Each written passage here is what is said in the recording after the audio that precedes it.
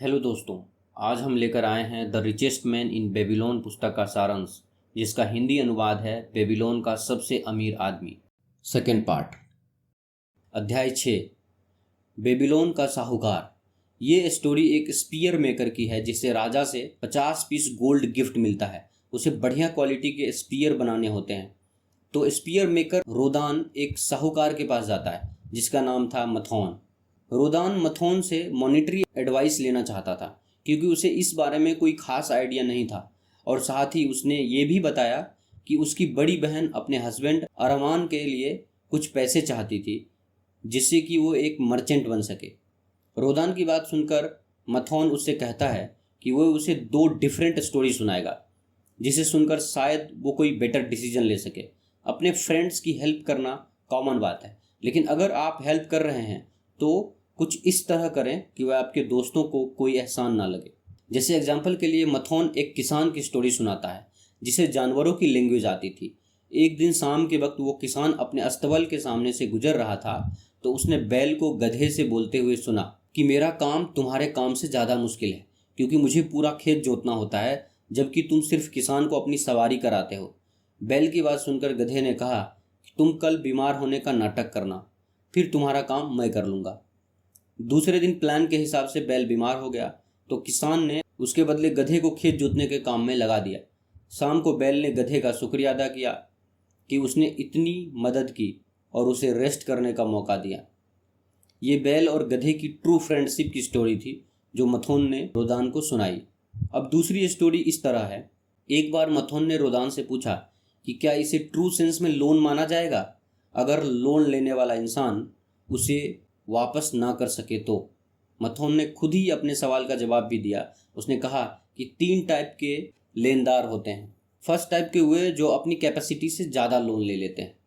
Second type के हुए जो अपनी कैपेसिटी के हिसाब से लोन बोरो करते हैं और रिटर्न भी आराम से कर देते हैं। और थर्ड टाइप के हुए होते हैं जिनके पास ना ही कोई प्रॉपर्टी होती है और ना ही किसी तरह की पक्की इनकम का सोर्स। ये लोग लोन ले तो लेते हैं मगर कभी रिटर्न नहीं कर पाते हैं। तो इन थर्ड टाइप के लोगों को कभी लोन नहीं देना चाहिए। इससे रिलेटेड कुछ और शॉर्ट स्टोरीज भी हैं, जैसे कि एक औरत थी जिसने अपने बेटे को मर्चेंट बनाने के लिए पैसे उधार लिए थे। उसने अपने गहने गिरवी रखने के लिए दिए तो मथोन उसे मना नहीं कर पाया। मथोन को यह आइडिया पसंद आया कि पैसे के बदले रियल सिक्योरिटीज़ यानी गोल्ड गिरवी रखा जा सकता है जिससे उधार देने वाला भी घाटे में ना रहे। बेसिकली ये एक वाइज पर्पस था। मॉरल ऑफ द स्टोरी ये है कि आप एक्स्ट्रा इनकम के लिए लोगों को लोन प्रोवाइड करा सकते हैं, मगर किसी को उधार देने से पहले ये श्योर कर लें कि लोन लेने वाला आपके पैसे लौटा भी पाएगा कि नहीं। अगर आपके पैसे फंस गए तो इससे आपका बड़ा लॉस होगा। इसलिए बेटर होगा कि थोड़ा अलर्ट रहा जाए ताकि बाद में पछताना ना पड़े। हमेशा अपने सिक्योरिटीज़ का ध्यान पहले रखें। इन दोनों स्टोरीज से हमें पहली सीख ये मिली कि दूसरों का बोझा अपने सर पर ना ढोएं, और दूसरी सीख ये मिली कि अपनी इनकम इंक्रीज करने के लिए लोन पर पैसे देना एक बढ़िया आइडिया है, लेकिन पॉइंटलेस प्लेजर यानी बेमतलब के लिए पैसे उधार देने से आपका लॉस भी हो सकता है। अध्याय 7, बेबीलोन की दीवार, द वॉल्स ऑफ बेबीलोन। इस अध्याय में एक सोल्जर की स्टोरी बताई गई है जो बेबीलोन के गेट्स का गार्ड था। अपनी 160 फीट हाइट की वजह से बेबीलोन की दीवार बहुत पॉपुलर थी। बंजार एक योद्धा था जो बाबुल के मार्ग की रक्षा करता था। बंजार पहला व्यक्ति था जिसने शहर की घेराबंदी के बारे में खबर दी थी। हम बेबीलोन पर हमले के दौरान बंजार को सलाह देते हुए पाते हैं। बहुत से ग्रामीण बंजार से खबर मांग रहे हैं और बंजार उनमें से प्रत्येक को व्यक्तिगत रूप से सांत्वना देता है जिसे उन्हें सुनने की जरूरत थी। बंजार ने दिन रात पहरा दिया और बाबुल के शत्रुओं को घर में घुसने की कोशिश करते देखा। 3 सप्ताह और 5 दिनों के बाद शहर की सुरक्षा ने साबित कर दिया कि वे इतने अच्छे थे और हमलावर हार गए। बंजार इस सब पर नज़र रखता है और जब दुश्मन हार जाते हैं तो वह इसका इस्तेमाल उन नागरिकों को साबित करने के लिए करता है जो उससे सलाह मांग रहे थे कि वह सही साबित हुआ था, और यह कि बाबुल इतना मजबूत था कि वह सभी दुश्मन की सेनाएं के बल का सामना कर सके। बंजार इसका उपयोग शहर के लिए करता है और नागरिकों को निम्नलिखित संदेश भी देता है। हम पर्याप्त सुरक्षा के बिना नहीं रह सकते। इस मामले में 2 सबक हैं। पहला यह कि रक्षा एक ऐसी चीज़ है जिसे स्थिति की ज़रूरत को पूरा करने के लिए पहले से ही नियोजित किया जाना चाहिए। अपने वित्तीय जीवन में हम कई तरह से सुरक्षा की योजना बनाते हैं। जीवन, स्वास्थ्य और संपत्ति के लिए बीमा के माध्यम से, हमारे निवेशों के विविधीकरण के साथ और अन्य बातों के अलावा नुकसान को अवशोषित करने की हमारी क्षमता के लिए उपयुक्त जोखिमों वाले निवेशों को चुनकर। दूसरा सबक, उन दीवारों पर कई लड़ाइयों का अनुभव करने के बाद और इसलिए यह जानने की स्थिति में होने के कारण कि रक्षा काड़े तक थी, वह नागरिकों को आश्वस्त करने में सक्षम था कि सब ठीक हो जाएगा। बेबीलोन के नागरिकों की तरह ही हम अक्सर बाजारों, अर्थव्यवस्था और इसी तरह की भयानक चीज़ों के बारे में दिन ब दिन सुनते हैं। एक सलाहकार या संरक्षक होना मददगार होता है। कोई ऐसा व्यक्ति जानता हो कि हमारी ज़रूरत के समय में रक्षा कैसे काम आती है। यह अनुभवी व्यक्ति वास्तव में यह जानने की स्थिति में है कि क्या चल रहा है और हमें आश्वस्त करने में मदद करता है कि सब ठीक हो जाएगा। जाने कि क्या हो रहा है और हमें आश्वस्त करने में मदद करने के लिए सब ठीक हो जाएगा। अध्याय 8, बेबीलोन का ऊंट व्यापारी। इस अध्याय में हमारा परिचय तरकद से होता है, जो एक युवा साथी है जो कठिन समय से गुजर रहा है। वह वस्तुतः उन सभी के लिए पैसे का भुगतान करता है जिसे वह जानता है, और भूखे रहने पर, एक साधारण भोजन खरीदने के लिए भी पर्याप्त धन नहीं रहने पर वह कुछ भोजन चुराने पर विचार करता है। लेकिन अतीत में चोरी करने के उनके प्रयासों ने उसे सबक सिखाया है कि यह रास्ता नहीं है। इसलिए वह खुद को एक सराय के बाहर घूमता हुआ पाता है। उम्मीद करता है कि सराय में भोजन करने के लिए आने वालों लोगों के बीच वह एक दोस्ताना चेहरा देखेगा। इसके बजाय वह अमीर ऊंट व्यापारी दबासीर को ढूंढता है, जिस पर थोड़ा सा पैसा बकाया है। दबासीर तरकद से पुनर्भुगतान के लिए पूछता है, जिस पर तरकद बताते हैं उन्हें बहुत दुर्भाग्य का सामना करना पड़ा है और इस तरह उनके पास चुकाने के लिए पैसे नहीं हैं। दबासीर उसके बहाने को झिड़कता है, लेकिन फिर तरकद को खाने के घर में शामिल होने के लिए आमंत्रित करता है और दबासीर तरकद को एक कहानी सुनाता है कि कैसे दबासीर एक समय अपनी युवावस्था में गुलामी के अधीन थे। फिजूल खर्ची और दिन भर के लिए ही जीने के कारण वह कर्ज में इतना डूब गया कि वह न केवल कर्ज चुका सकता था, वह अब अपनी पत्नी का समर्थन भी नहीं कर सकता था। वह उसे छोड़कर अपने पिता के पास रहने चली गई। एक समय के बाद दबासीर को कोई लाभकारी रोजगार नहीं मिला और उसने डकैती का जीवन अपना लिया। जैसा कि आप उम्मीद कर सकते हैं, उसकी सफलता अल्पकालिक थी और वह पकड़ा गया और गुलाम बना लिया गया। ऐसा प्रतीत नहीं हो सकता है, लेकिन यहीं पर युवा दबासीर पर सौभाग्य चमका। वह एक ऐसे व्यक्ति को बेचा गया जिसने उसे अपनी पत्नी के ऊँटों की देखभाल करने की आवश्यकता बताई। पत्नी सिरा ने नोटिस किया कि दबासीर अन्य दासियों की तरह नहीं है, ठीक उसी तरह जैसे वह मालिक की अन्य पत्नियों की तरह नहीं थी। फिर सिरा जीवन बदलने वाले प्रश्न के साथ दबासीर के पास जाती है, क्या आपके पास दास की आत्मा है या एक स्वतंत्र व्यक्ति की आत्मा है? यदि किसी व्यक्ति के भीतर एक स्वतंत्र व्यक्ति की आत्मा है, तो क्या वह अपने दुर्भाग्य के बावजूद अपने ही शहर में सम्मानित और इज्जतदार नहीं होगा? इन शब्दों पर विचार करते हुए दबासीर अपने ऋणों का सामना करने, सम्मानित और इज्जतदार बनने और सही मायने में एक स्वतंत्र व्यक्ति का जीवन जीने के लिए दृढ़ संकल्पित हो जाता है। भाग्य ने फिर से उसके पक्ष में काम किया, क्योंकि सिरा ने उन्हें अपनी गुलामी से बाहर निकलने में मदद की, लेकिन उसकी अपनी मातृभूमि की वापसी की यात्रा बहुत कठिन थी। कई बार वह हार मानकर मरना चाहता था। बार बार उसने खुद से कहा कि एक गुलाम की आत्मा हार मान लेगी और परिस्थितियों की हवाओं को उसे निर्देशित करने देगी, लेकिन एक स्वतंत्र व्यक्ति खुद के लिए खड़ा होगा और दृढ़ संकल्प के माध्यम से वापस आने के लिए कठिनाइयों के माध्यम से अपना रास्ता बनाएगा। बेबीलोन और उसके कर्जदारों का सामना करो। बेशक उन्होंने किया और समय के साथ अपने सभी ऋणों का भुगतान किया और अपने देश में एक सम्मानित और इज्जतदार व्यक्ति बन गए। दबासीर ने अपने ऋणों का भुगतान कैसे किया, इसका विवरण पुस्तक के अगले भाग में शामिल किया गया है।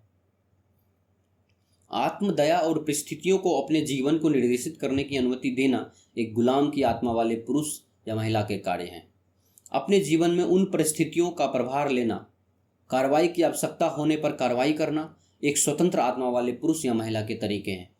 अपने आप को सफल बनाने का एक ही तरीका है कि मुक्त मनुष्य की आत्मा की छत्र छाया धारण कर ली जाए। जवाबदेह होने के लिए साहस और दृढ़ संकल्प के साथ साथ अंततः सम्मानित और इज्जतदार व्यक्ति बनना जरूरी है। अध्याय 9, बेबीलोन के मिट्टी की टैबलेट्स। यह अध्याय पुराने बेबीलोन के खंडहरों की खुदाई कर रहे एक पुरातत्वविद और नॉटिंघम विश्वविद्यालय के सेंट स्वीथिन कॉलेज में उनके सहयोगी के बीच एक काल्पनिक रूप से आगे और पीछे कई पत्रों से युक्त है। पत्रों का विषय मिट्टी की टैबलेट्स का एक संग्रह है जिसे आर्कियोलॉजिस्ट ने कॉलेज में पहुंचाया है। माना जाता है कि हमारे मित्र पुराने दवासीर के वित्तीय मामलों का रिकॉर्ड है। इन मिट्टी की टैबलेट्स में हम इस बात का विवरण पाते हैं कि दवासीर ने कर्ज से बाहर निकलने के लिए कैसे काम किया। दवासीर और बाद में स्वीथिन के प्रोफेसर दोनों के लिए आश्चर्यजनक बात थी कि अपनी कमाई का 70% खर्च करना उतना मुश्किल नहीं था जितना उन्होंने सोचा था। जल्द ही दोनों ही मामले में कर्ज गायब हो रहे थे और बचत जमा हो रही थी। नियत समय में दोनों पुरुषों ने अपने सभी ऋणों को समाप्त कर दिया, बचत में वृद्धि की और आय की तुलना में बहुत कम पर रहना सीख लिया। ये वित्तीय सफलता की कुंजी है। पत्रों में स्वीथिन के प्रोफेसर अपने सहयोगी आर्कियोलॉजिस्ट को बता रहे हैं कि मिट्टी की टैबलेट्स पर लिखे विवरण ने अपने स्वयं के वित्तीय मामलों से निपटने के लिए एक नए तरीके से उनकी आंखें खोल दी है। और फिर बाद के एक पत्र में वो बताते हैं कि पुराने दवासीर द्वारा उपयोग किए गए फार्मूला ने वास्तव में उनका जीवन बदल दिया है। टैबलेट नंबर 1 में दवासीर ने कैपिटल मेकिंग लॉ को फॉलो किया और अपनी सारी कमाई का 10वां हिस्सा हर महीने बचाया। अब वो बेबीलोन वापस गया तो उसकी बीवी भी उसके पास लौट आई और दोनों खुशी खुशी से रहने लगे। दवासीर अपने आय के 7/10 से अपने सारे बिल्स भर देता था और बचे हुए पैसे से वह अपने पूरे महीने निकाल लेते थे। वो बाकी के बचे 2/10 से देनदारों के कर्जे चुका देता था। दूसरी टैबलेट में वह अपने 2/10% मनी को स्प्लिट करता था, फिर देनदारों की लिस्ट बनाकर देखता था कि उसे कितनों को पैसे देने हैं या कितने लोगों को पैसा चुकाना है। तीसरी टैबलेट में दवासीर ने एक्सेप्ट किया है कि जब वो बेबीलोन में था तब उसने बड़े बेवकूफ़ी भरे काम किए थे। उसके कुछ लेनदारों ने उसकी हरकतों के लिए उसे कोसते रहते थे, कुछ उसे पैसा लौटाने के लिए धमकाते थे और कुछ रिक्वेस्ट करते थे कि वे उनका पूरा पैसा चुका दे। मगर इस बार दवासीर ने पक्का इरादा किया कि वो सबकी पाई पाई चुका देगा। चौथे टैबलेट में दवासीर ने क्लेम किया है कि वो और उनकी वाइफ अब खुशी खुशी से एक हेल्दी और वेल्दी लाइफ जी रहा है। जो मनी मेकिंग लॉ उसने अपने लाइफ में अप्लाई किया है उससे उनकी ज़िंदगी की गाड़ी पटरी पर आ गई थी और अब वो एक गुलाम नहीं रहा बल्कि एक रिस्पेक्टेड इज्जतदार आदमी बन गया था। 5वां टैबलेट में दवासीर ने कहा है कि अब 12 महीने हो गए हैं और उसने अपने सारे कर्जे उतार दिए हैं। अपनी कमाई का 2/10 हिस्से स्प्लिट करके दवासीर ने अपने सारे देनदारों को पैसे बराबर देकर सारा कर्जा उतार दिया था। अध्याय 10 बेबीलोन में सबसे भाग्यशाली आदमी। यहाँ हम सारूनाडा से मिलते हैं जो अपने साथी हेडन गालू के पोते के साथ यात्रा कर रहे हैं। सारू हेडन को बताता है कि वह एक बार एक गुलाम था और वह खुद को बेहद भाग्यशाली मानता था क्योंकि वह एक बेकर को बेचा गया था और वह एक बेकर के व्यापार को सीखने में सक्षम होने के लिए बहुत खुश था। उसने हेडन को बताया था कि उसके दादाजी भी गुलाम रह चुके हैं जो उसकी आज़ादी खरीदने के करीब थे। अब सारू और अरद हेडन के दादा अगली बार मिले तो अरद को मुक्त कर दिया गया था और सड़ू को दूसरे मालिक को बेच दिया गया था। अरद ने सड़ू की आज़ादी खरीद ली और यह कहानी हेडन के दिल छू गई। हेडन उस क्षण से निर्णय लेता है कि वास्तव में काम ही उसकी भविष्य की सफलताओं की एकमात्र कुंजी है। संक्षेप में दादाजी और सड़ू नाड़ा दोनों ने खुद को निराशाजनक वित्तीय संकट में पाया था। एक दूसरे से सीखते हुए और अपने आसपास के सफल लोगों को सुनकर प्रत्येक ने पूरी पुस्तक में चर्चा किए गए पाठों को लागू किया। अध्याय 11 बेबीलोन शहर का ऐतिहासिक वर्णन। यह किताब 4000 साल पुराने शहर बेबीलोन पर आधारित है। बेबीलोन एक एक्सीलेंट एग्जाम्पल है कि लोग कैसे अपनी लाइफ में सक्सेसफुल और वेल्दी बन सकते हैं। आज जहां इराक, ईरान, तुर्की आदि देश हैं, उन्हीं देशों को पहले बेबीलोन कहा जाता था। वहाँ के लोग अपनी मेहनत के जरिए बहुत ही ज़्यादा अमीर बन गए थे। यह किताब उसी बेबीलोन शहर के सबसे अमीर आदमी अरकद के ऊपर बेस्ड है। यह इतिहास की सबसे पहली फाइनेंस और इन्वेस्टमेंट की किताब मानी जाती है। इसमें बेबीलोन के सबसे अमीर आदमी अरकद द्वारा बताए गए अमीर बनने के 7 सीक्रेट के बारे में बताया गया। इतिहास में बेबीलोन से अधिक आकर्षक कोई शहर नहीं था। इसके नाम से ही धन और वैभव का आभास होता है। बेबीलोन शहर यूक्रेटस नदी के किनारे एक बंजर घाटी पर बसा शहर था। उसके पास कोई जंगल नहीं था, कोई खदान नहीं थी, निर्माण के लिए पत्थर भी नहीं था। यह एक प्राकृतिक व्यापार मार्ग पर भी स्थित नहीं था। इस शहर के पास दो ही प्राकृतिक संसाधन थे, एक नदी और दूसरा उपजाऊ जमीन। फिर भी यहाँ लोग रहते हैं और उन्होंने ग्रेट सक्सेस अचीव की है। बारिश फसल उगाने के लिए पर्याप्त थी। वहाँ के लोगों ने इंजीनियरिंग की मिसाल देते हुए नदी पर बांध बनाकर जमीन को उपजाऊ बनाया। बेबीलोन वासी बहुत बुद्धिमान थे। बेबीलोन वासियों के पास केवल दो ही प्राकृतिक संसाधन थे, फिर भी वो इतना अमीर बने। बेबीलोन की सारी वेल्थ और अमीरी मैन मेड है। आशा है आपको बेबीलोन का सबसे अमीर आदमी की समरी से काफ़ी कुछ सीखने को मिला होगा। इस वीडियो को लाइक और शेयर करें और ऐसे ही इंटरेस्टिंग बुक समरीज और नॉलेज से भरे वीडियोज़ देखने के लिए हमारे यूट्यूब चैनल बुक्स प्ले को सब्सक्राइब करें।